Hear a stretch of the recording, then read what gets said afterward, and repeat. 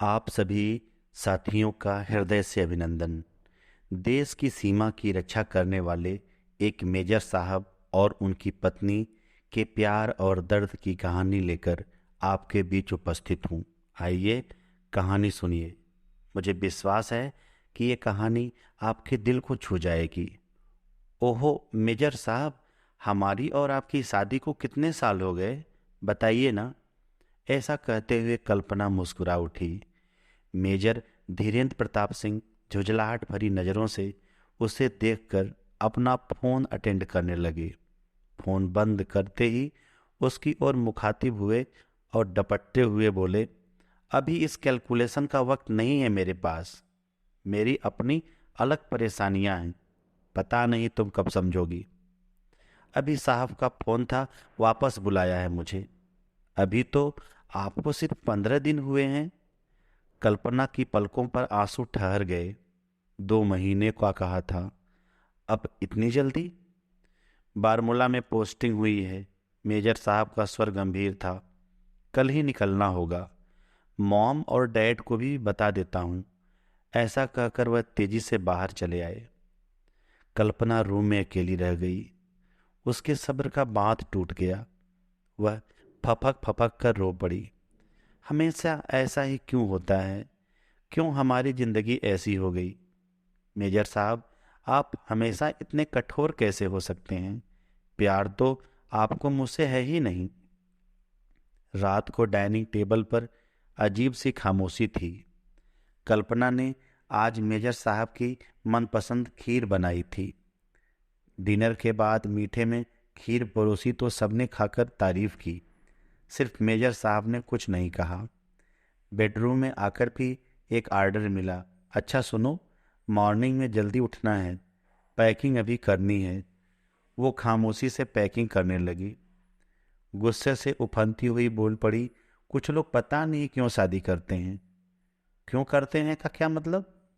ये तुम्ही नहीं पता? सराज से उन्होंने उसका हाथ पकड़कर अपनी तरफ खींचकर उसे अपनी बाहों में भर अपने सीने से लगा लिया।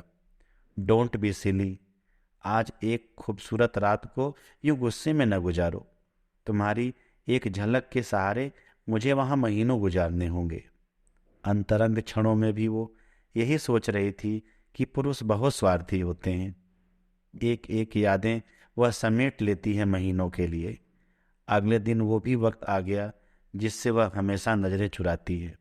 उसके मेजर साहब पापा के पैर छुएंगे, मम्मी को गले लगाएंगे, उन्हें ख्याल रखने को कहेंगे और उसकी तरफ सिर्फ एक नज़र डालेंगे और कुछ भी नहीं कहेंगे। बिल्कुल निर्मोही हैं। वह गाड़ी जाते हुए देखती रही, आंखों में आंसू लिए। अगर यह कहानी यहाँ तक सुन ली हो तो अब पूरा जरूर सुने। पहुँचने के बाद फोन आया। अब आवाज़ में कोमलता थी। सुनो, नाराज तो नहीं हो? ये सुनकर कल्पना का दिल भर आया। जोर से रोने का मन किया पर आंसू पी गई। नहीं, मैं नाराज नहीं हूँ। सही से पहुँच गए आप। वहाँ ठंडा बहुत होता है, ध्यान रखिएगा। कल्पना, मेरा नेचर ही ऐसा है, रूखा सा। शायद मेरे काम ने मुझे ऐसा बना दिया है। अब आऊँगा तो तुम्हारी सारी शिकायत दूर कर दूंगा। मेरा सब कुछ वहाँ पर तुम्हारे भरोसे है। मॉम और डैड का ख्याल रखना। यहाँ ज़्यादा बात नहीं हो सकती, मैं खुद फ़ोन करूँगा। कल्पना रोज फ़ोन का इंतज़ार करती। 5 महीने हो गए हैं। हफ्ते में एक ही दिन बात होती है। मेजर साहब की सोपोर में ड्यूटी है। फ़ोन पर कहा था कि यहाँ आजकल आतंकवादी कुछ ज़्यादा पकड़े जा रहे हैं। सेब के बगीचे उनके छिपने के लिए ज़्यादा मुफीद जगह है। कल्पना बेटा, ऐसे उदास न हो जाया करो। सासू माँ की मीठी आवाज़ से उसकी आंखें नम हो गईं। बेटे, अगर जी अच्छा नहीं है तो मायके का चक्कर लगाओ। 4 साल बाद तो कान्हा जी हमारी सुन रहे हैं। हमारे यहाँ भी नन्हे कदम पड़ेंगे उनके। पर मम्मी, अगर बेटी हुई तो कोई बात नहीं। बेटा बेटी सब एक ही हैं मेरे लिए। मम्मी, आज मन कुछ बेचैन है। कुछ समझ नहीं आ रहा है कि क्या हो रहा है। शायद इनका फ़ोन आए। शाम हो गई पर कोई फ़ोन नहीं आया।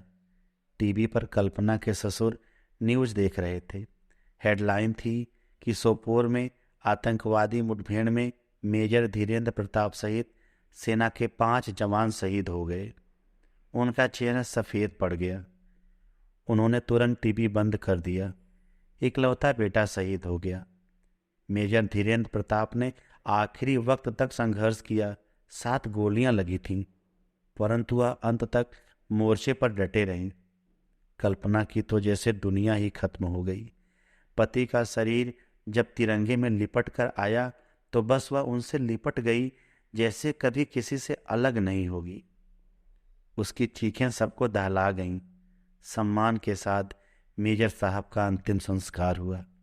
कुछ सैनिक उनका सामान लेकर आए। मैम, ये सर का सामान है। कल्पना ने उदास भरी नजरें उस पर डाली। सासू माँ ने वो बक्सा उसके रूम में रखवा दिया था। कल्पना रूम में आई। उस बॉक्स से लिपट कर प्यार से उसे निहारते हुए हाथ फेरने लगी।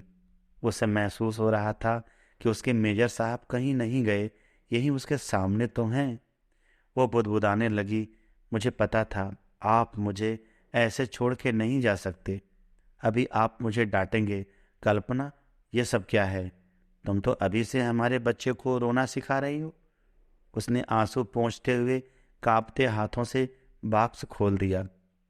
वही चिर परिचित खुशबू, मेजर साहब के कपड़े, उनका सेविंग किट, सब कुछ था उसमें। सामान में सबसे नीचे एक लेटर था। पिछले हफ्ते की तारीख थी।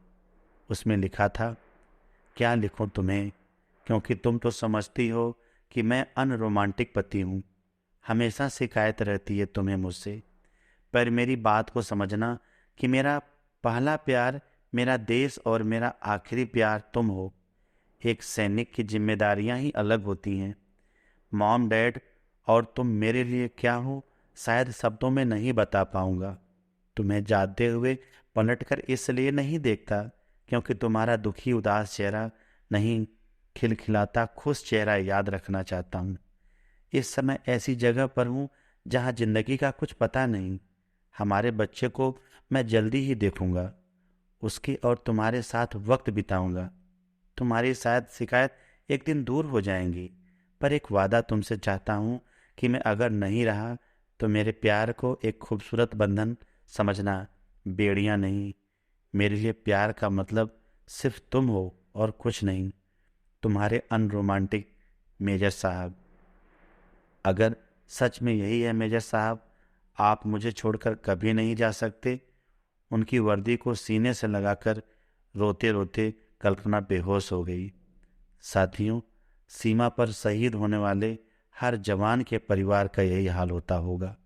अगर आपको भी अपने वतन से प्यार है तो कहानी लाइक करें और चैनल सब्सक्राइब करें। जय हिंद।